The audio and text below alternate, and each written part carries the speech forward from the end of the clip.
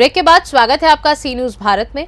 खबर गाडरवारा से है, जहां श्रीमद् भागवत कथा के समापन के बाद भंडारे का आयोजन किया गया। सभी भागवत श्रोताओं ने श्रीमद् भागवत का प्रसाद ग्रहण किया।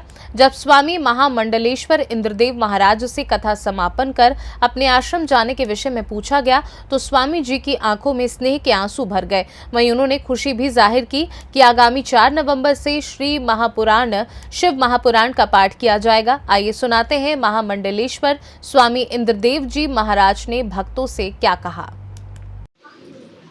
देखो, कथा के बाद में जो प्रेम हमारे श्रोताओं के साथ जुड़ जाता है, उसके बाद जाना होता ही है। जाना भी मजबूरी है और हमारा जीवन का धर्म है। साधु बहता हुआ अच्छा रहता है, पानी बहता हुआ अच्छा रहता है, ये एक पक्ष है। दूसरा पक्ष यह है कि जाना बहुत दुखदाई है, हमारे सब प्रेमी जनों के लिए, भक्तों के लिए भी और मेरे लिए भी, क्योंकि आत्मीय प्रेम हो जाता है एक दूसरे से।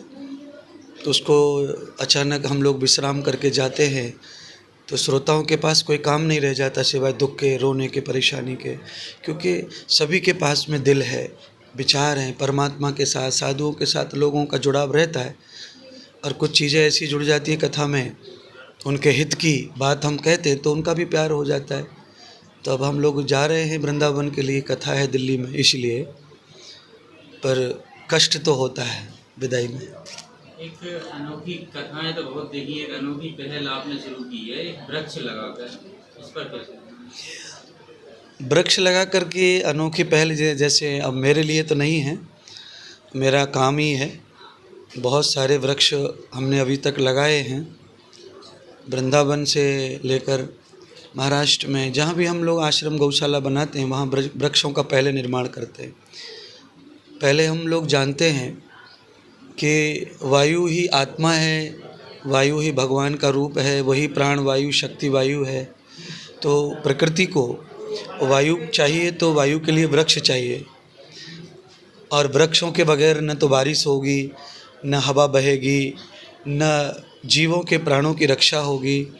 इसलिए सभी को वृक्ष की रक्षा करनी चाहिए, और वृक्ष हमारा प्राण वायु हैं, प्राण शक्ति हैं, और हम उन्हें भगवान के रूप में ही देखते हैं। हमारे हिंदू धर्म में वृक्षों को, उनसे हमें लकड़ी मिलती है, पत्तियां जो हैं हमारी गायों के लिए, पशु जानवरों के लिए काम आते हैं भोजन में, और भेड़ बकरी सब उनकी पत्तियों को खाकर जीते हैं। तो सभी जीवों का आहार भी उसमें है, और सबके प्राणों की रक्षा वृक्ष करते हैं। वृक्ष हमारी धरा की शोभा हैं। जहाँ वृक्ष नहीं होते वो एकदम भयंकर लगता है, बेहद गर्मी लगती है वहाँ। तो जहाँ वृक्ष होते हैं वहाँ गर्मी, तापमान सब कम हो जाता है, वृक्षों सबको सह लेते हैं, और हमारे जैसे लोगों को वृक्ष सुख देते हैं। इसलिए हम सबको वृक्ष लगाना चाहिए और उनकी रक्षा करनी चाहिए। गुरु जी अपने स्थान पर जा रहे हैं, कैसा लग रहा है? ये तो ऐसा लग रहा है जैसे कि एक गुरु जी के आशीर्वाद स्वरूप एक बहार आई और न जाने किस किस लोगों को क्या कह दे गई। हम तो सदा ये चाहते हैं कि ये जो बहार है ये सभी को ऐसी हर्षोल्लास के साथ व्यतीत करते रहें। लेकिन हाँ, भागवत जी ख़त्म हुई है, थोड़ा मन जरूर ख़राब हुआ है, लेकिन गुरुजी ने हमसे वचन दिया है कि बच्चे, हम तुमसे दूर नहीं जा रहे हैं, हमें दूसरों लोगों को भी धर्म लाभ देना है। इसलिए हम थोड़े दिन के लिए, अवकाश के लिए, हम उन लोगों को धर्म लाभ देने जा रहे हैं। और जब हमें समय मिलेगा, और स्वतः उनने नवंबर में हम लोगों को समय दे दिया है। उनका हमारे ऊपर, परिवार के ऊपर और हमारे और श्वेता के ऊपर इतना स्नेह है, उनने फिर से हम लोगों को ये जवाबदारी दी है कि एक बहुत बड़ा काम, जिससे अभी तो कम लोगों को धर्म लाभ मिला है, आगामी समय में पूरे नरसिंहपुर जिले नहीं, पूरे मध्य प्रदेश को लाभ मिले। ये हमको थोड़ी प्रसन्नता इसलिए है उनकी जाने की कि आगामी उनने जो हम लोगों को एक लाभ और एक अवसर दिया है, हम उसकी प्रतीक्षा में थोड़े से प्रफुल्लित ज़्यादा हैं।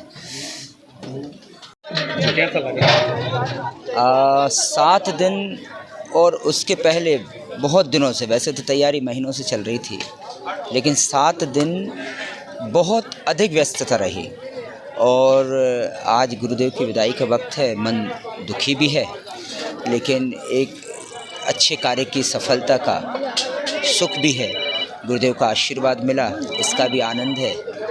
परंतु जो गुरु कृपा है उसका रूप ये रहा है कि 7 दिन आनंद की वर्षा हुई, और आज भंडारी प्रसादी का कार्यक्रम है, और ये जो प्रसादी का कार्यक्रम है ये कंटिन्यूसली चल रहा है, लगातार ही चल रहा है। लगभग 12 बजे 12:30 बजे से जो शुरू हुआ है ये लगातार चल रहा है और अभी भी चलता ही रहेगा शाम तक। गाडरवारा का एक अनोखा उत्साह देखने को मिला, इसकी आप कल्पना भी नहीं कर सकते, इसके बारे में क्या कहेंगे? गाडरवारा ही नहीं, गाडरवारा के आसपास के जितने भी गांव हैं, शहर हैं, बड़े बड़े शहर हैं, वहाँ से भक्तों का आना जारी रहा। कुछ रोज़ आए रोज़ गए, कुछ आए और रुके। उन सभी के लिए दोनों टाइम खाने की, नाश्ते की, चाय कॉफ़ी की व्यवस्था यहाँ थी। और उसके अलावा सभी ने इतनी मेहनत की है कि ये कार्यक्रम किसी एक व्यक्ति विशेष या परिवार का कभी नहीं रहा। यजमान के रूप में ज़रूर हमारा परिवार, हमारे भाई साहब रहे, लेकिन पूरी तरह ये कार्यक्रम सार्वजनिक नगर का था, आम जन का था और वही आज देखने को मिल रहा है। जी, आज अपने स्थान पर प्रस्थान कर रहे हैं, कैसा लग रहा है? मेरे को तो बिल्कुल भी अच्छा नहीं लग रहा। मेरे को क्या, पूरे गाडरवारा को भी अच्छा नहीं लग रहा है, क्योंकि इतनी अच्छी कथा कहीं पर भी नहीं हुई है, ऐसा मेरा सोचना है। गुरुजी से आपने दीप चली है, जी गुरुजी को गुरु बनाना है। जी। गुरुजी फिर दोबारा कब आएंगे? गुरु जी के दोबारा आने का 4 नवंबर में हो रहा है, क्योंकि हमारे देवर जितेंद्र नामदेव जी और हमारे मिस्टर दोनों मिलकर के शिव महापुराण कथा करवाना चाह रहे हैं। गाडरवारा से सी न्यूज़ संवाददाता दीप तिवारी की रिपोर्ट। फिलहाल इस खास रिपोर्ट में बस इतना ही। वक्त एक छोटे से ब्रेक का। ब्रेक के उस पार खबरों का सिलसिला लगातार जारी है। आप देखते रहिए सी न्यूज़ भारत।